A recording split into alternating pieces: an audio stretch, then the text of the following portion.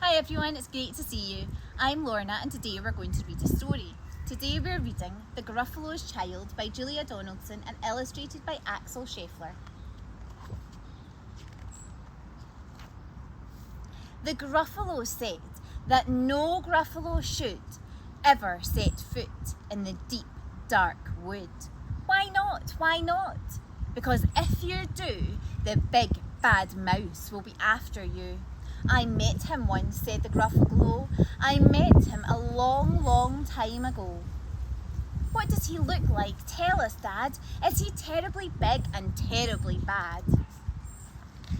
I can't quite remember, the Gruffalo said. Then he thought for a minute and scratched his head. The big bad mouse is terribly strong, and his scaly tail is terribly long. His eyes are like pools of terrible fire, and his terrible whiskers are tougher than wire. One snowy night, when the Gruffalo snored, the Gruffalo's child was feeling bored. The Gruffalo's child was feeling brave, so she tiptoed out of the Gruffalo cave. The snow fell fast and the wind blew wild. Into the wood went the Gruffalo's child. Aha, oh ho, a trail in the snow. Whose is this trail and where does it go? A tail poked out of a log pile house. Could this be the tail of the big bad mouse? Out slid the creature. His eyes were small and he didn't have whiskers, no, none at all. You're not the mouse. Not I, said the snake. He's down by the lake, eating Gruffalo cake. The snow fell fast and the wind blew wild. I'm not scared, said the Gruffalo's child. Aha, oh ho, marks in the snow. Whose are these claw marks? Where do they go? Two eyes gleamed out of a treetop house. Could these be the eyes of the big bad mouse? Down flew the creature. His tail was short and he didn't have whiskers of any sort. You're not the mouse. Twoo-hoo, not I. But he's somewhere nearby eating Gruffalo pie. The snow fell fast and the wind blew wild. I'm not scared, said the Gruffalo's child. Aha, oh ho, a track in the snow. Whose is this track and where does it go?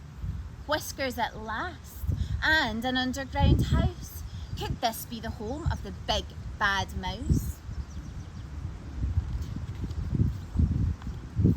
Out slunk the creature.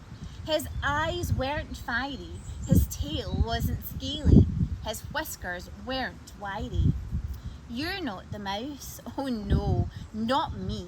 He's under a tree, drinking Gruffalo tea. It's all a trick, said the Gruffalo's child, as she sat on a stump where the snow lay piled. I don't believe in the big bad mouse. But here comes a little one out of his house, not big, not bad, but a mouse at least. You'll taste good as a midnight feast. Wait, said the mouse, before you eat, there's a friend of mine that you ought to meet. If you let me hop onto a hazel twig, I'll beckon my friend so bad and big. The Gruffalo's child unclenched her fist. The big bad mouse, so he does exist. The mouse hopped onto the hazel tree. He beckoned then said, just wait and see. Out came the moon. It was bright and round. A terrible shadow fell onto the ground. Who is this creature so big, bad and strong? His tail and his whiskers are terribly long. His ears are enormous, and over his shoulder he carries a nut as big as a boulder. The big bad mouse, yelled the Gruffalo's child. The mouse jumped down from the twig and smiled. Aha, oh ho, Footprints in the snow. Whose are these footprints? Where do they go? The footprints led to the Gruffalo cave, where the Gruffalo's child was a bit less brave. The Gruffalo's child was a bit less bored. And the Gruffalo snored and snored and snored. The end. See you next time.